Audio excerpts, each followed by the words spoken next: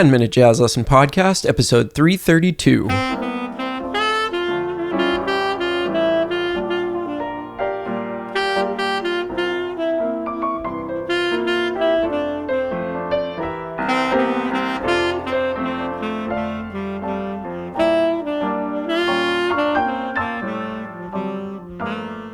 Hey everybody, welcome into episode 332 of the 10-Minute Jazz Lesson Podcast. So happy you are here, and we are back with another lesson for you. This week we're going to continue with part 3 on our series of the great Clifford Brown, kind of wrap up talking about his playing. Then next week we'll do an etude based off of the things that we talked about. But this week we're going to talk about how great Clifford Brown is at playing over one extended chord, and we're going to take a little bit of a deep dive into what he's doing to keep his lines interesting when it's just one chord for an extended period of time. I'm talking 3 to 4 bars. So that's what we're diving into today. Really quickly before we jump in, as usual, just wanted to remind you that this is a listener-supported show, which means we do not do any advertisements on the program. Instead, we rely on the generosity of our listeners to support the show and keep it coming out each and every week.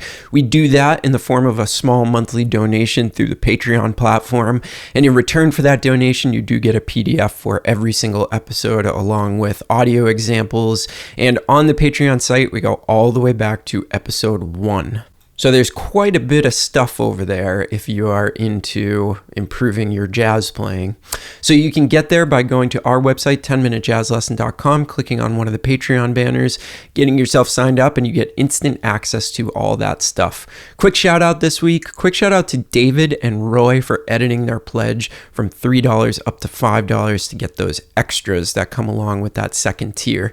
Thank you guys so much. And thank you to everybody over there that has been supporting the show for months and years. Really appreciate it, and we could not do this without you. So make sure if you are interested and you want to see the show continue, go over to our website, 10minutejazzlesson.com, click on one of the Patreon banners, get yourself signed up today.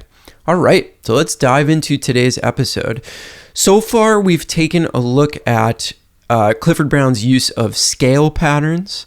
Then we've also taken a look at his delayed resolutions. And as I said, this episode is going to be all about what does Clifford Brown do, and he's such a master at this, to keep an extended period of time over one chord interesting. What are some things that he's using, some harmonic devices, some rhythmic devices, some things like that to keep your interest? And what I find with all my students after teaching for a couple of decades is that this is one of the hardest things for people, is when there's an extended period of one chord, how do we keep the listener's attention? How do we not just run up and down the scale or up and down the arpeggio? And I think Clifford Brown is really going to clue us in on some of the things that we can do to be more like him and keep our lines interesting when we're largely playing over one chord. So I've got 3 examples prepared for you. So take out your PDF and let's take a look at example number 1 together. Now what you're going to notice, this is the first 4 bars of a blues. So we have a concert F7 chord for 4 entire measures, and then that drops into a concert B flat 7 chord. Let's take a listen to what Clifford Brown is playing over this, and then we will chat about it. Here's example number 1. 1, 2, a 1, 2, 3, 4.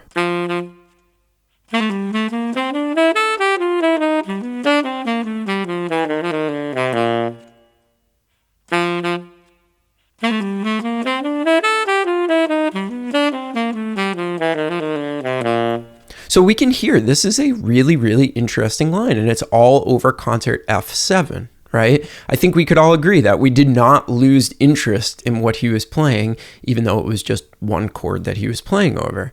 So let's kind of go through the line measure by measure. So in the first measure, what we see is that he uses some space. And remember, this is an option when you're thinking about how you're going to fill these 4 measures of one chord. Remember, one option is space if it's used in a musical way and it's used for a reason. So we see 2.5 beats where he's just not playing anything. Then we jump into measure 2. He's largely just using the F major scale in an interesting way. He's ascending, and then we get an interesting interval between the and of 3 and beat 4, and then he starts descending.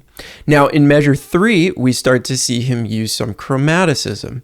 So he goes down the bebop scale at the beginning of measure 3, and then what's really interesting in the middle of this, we actually see a concert G arpeggio outlined right in the middle of measure 3. And I think that that's really interesting. It temporarily takes us out of the key of F, puts us in the key of concert G, and then he uses it as kind of a pivot to turn back around and keep descending down the scale. And then he largely keeps descending down the scale for the rest of the line. But what does he do in measure 4 to keep your interest? Well, he uses that bebop scale again, right in the middle of the measure. And then he puts a triplet in the measure to create some rhythmic diversity to keep you interested. Now, besides the chromaticism and that one instance of the concert G major triad, he's really just using the diatonic scale plus a few instances of the bebop scale, and that's about it. So I want you to think about what else he's doing, the use of space and the use of rhythmic diversity, and that's largely what's keeping the line interesting. So it's not rocket science at the end of the day. It's just these simple things, using space, switching up the rhythm. That's what's keeping this first line interesting. All right, let's jump on to example number 2, which demonstrates a much different way of keeping things interesting. Here's example number 2 on your PDF. 1, 2, a 1, 2, 3, 4.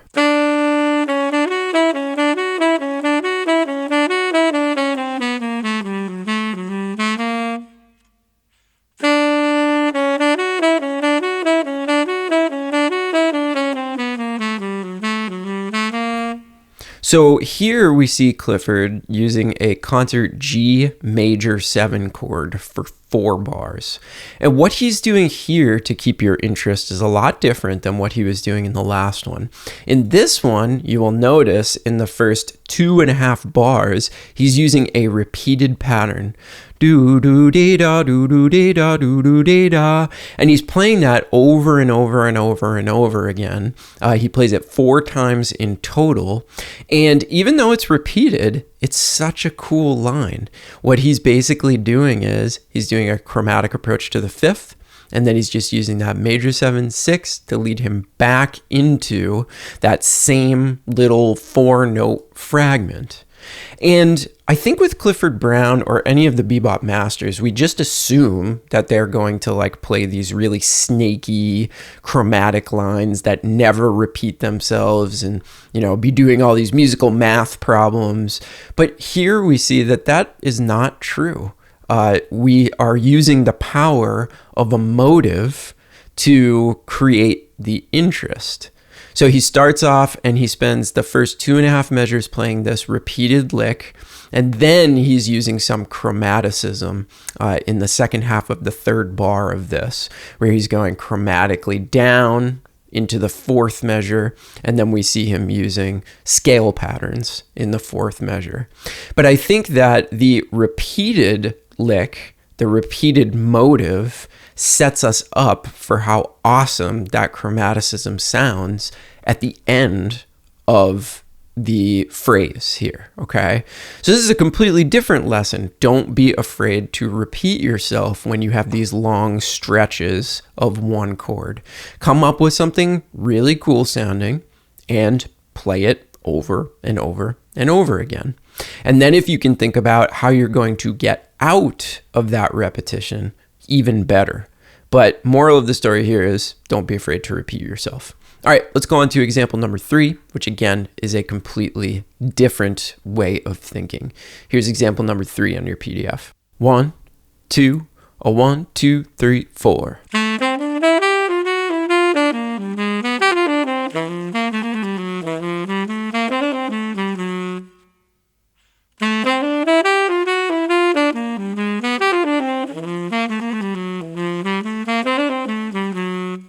So this example is the real hardcore bebop, weaving your way in and out of the changes, using a ton of chromaticism, using some enclosures, using all sorts of like really, really deep bebop language.